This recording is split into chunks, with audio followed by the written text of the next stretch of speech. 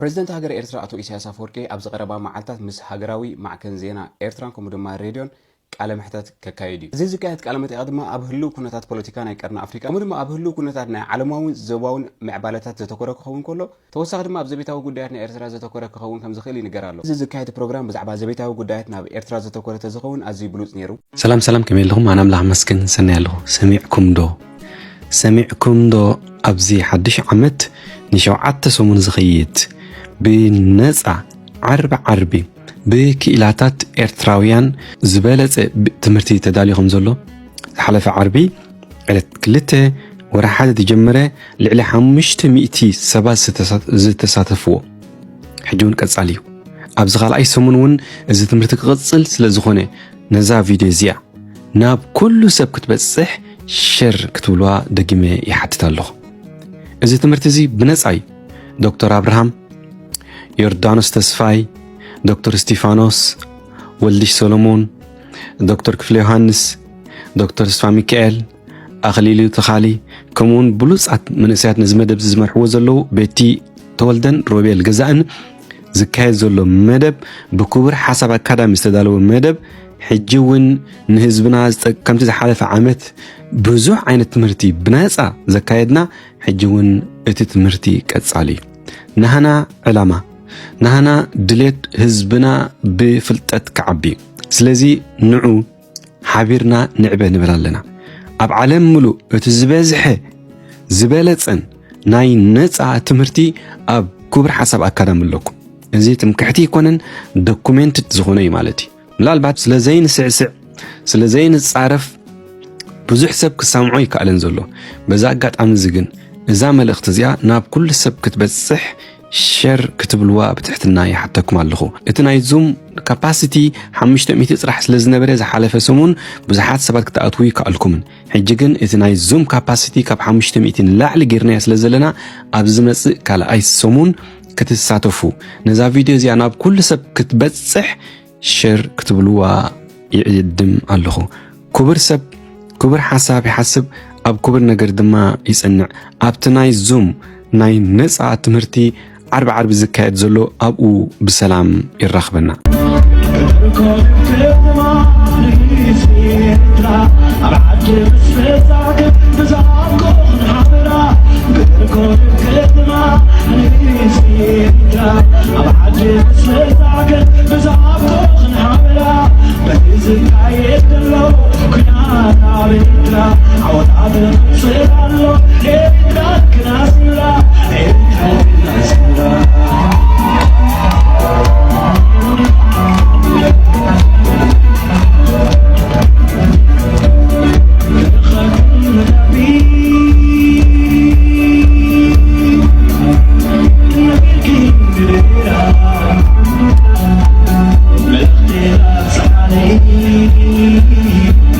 It's me, it's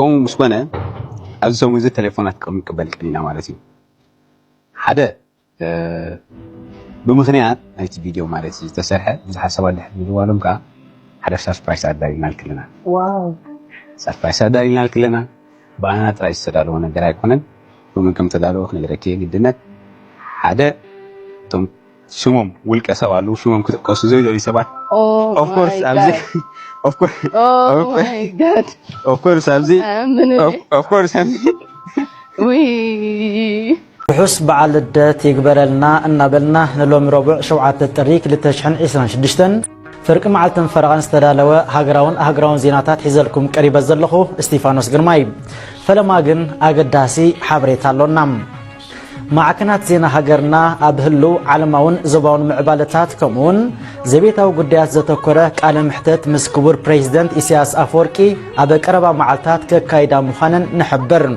منيستري زينام ብፁዕ ወቅዱስ አቡነ ባሲሊዮስ ቀዳማዊ ሻድሻይ ፓትርያርክ ኦርቶዶክስ ተዋሕዶ ቤተክርስቲያን ኤርትራ በምክንያት በዓል ልደት ቃለ ቡራኬ ሂቦም አቡነ ባሲሊዮስ አብ መልእክቶም በዓል ልደት በበዓመቱ ከነኽብሮ ከለናም በረኸት ክንረኽበሉ ምእንቲ ዓቕምና ብዘፍቅዶ ንጽጉማት ክንረድእ ንስኡናት ከነካፍል ንሕዙናት ከነጸናንዕ ንሕሙማት ክንበጽሕ ንዝዓረቑ ክንከድን ግላዊ ሓሳብ ኣወጊድና ብፍቕሪ ክንተኣሳሰር ከምኡውን ሓድነትና ከነደልድልን ጽኑዕ ተስፋ ክንሰንቕን ከም ዝግባእ ገሊጾም ብፁዕ ወቅዱስ አቡነ ባሲሊዮስ ቀዳማዊ ኣብ መወዳእታ ሃገርና ከነልምዕን ክንሕልውን ይጽናሓለይ ዘይበሃሉ ዕማም ከም ዝኾነ ብምጥቃስ ኣብ ውሽጥን ወፃእን ንዝርከብ ህዝቢ ኤርትራን ንጅግና ሓይልታት ምክልኻልን ሰናይ ምንዮቶም ገሊጾም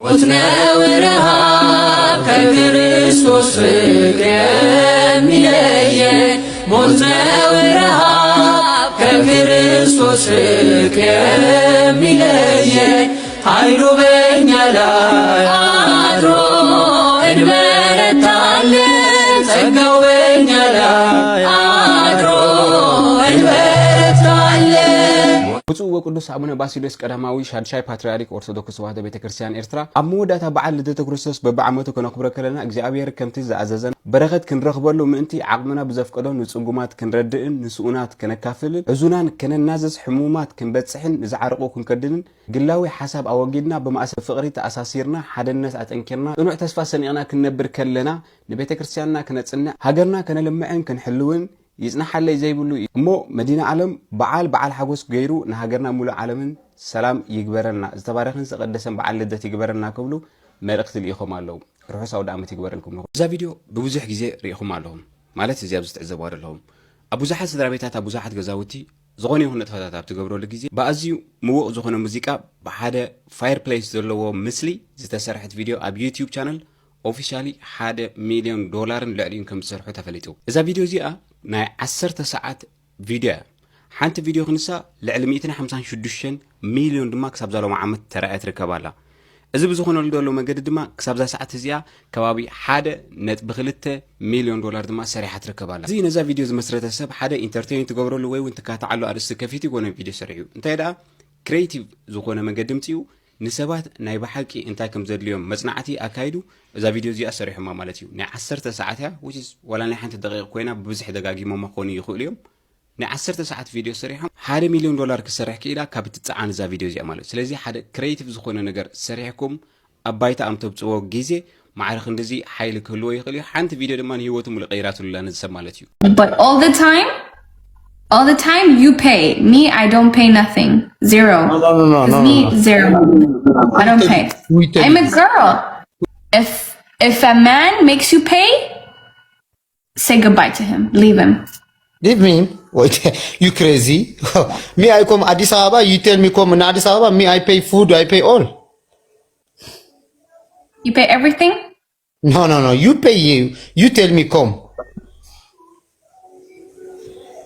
I don't want you to come to Addis. What? I want to come to Holland. To you. Yeah. Okay. You don't want to take me to Europe? Take me to Europe. No. Yeah, you pay me money. Yes, I bring you. I'm a girl. You know, girl? Me grown. Yeah. Yes, I know you are girl. When you give me money. I am a girl. Girl don't pay. Girl no pay. Girl no pay. Boys pay. Me, I make process for you. This is my wife. I go in this government. I tell this is my wife like this. You like me. You like me. You don't like me? No, just for fuck. ከምዚ ዓይነት ተመሳሳሊ ቪድዮታት እንተደሊኹም ላይክ ሼር ሰብስክራይብ ብምግባር እዚ ቻናል እናዕብዮ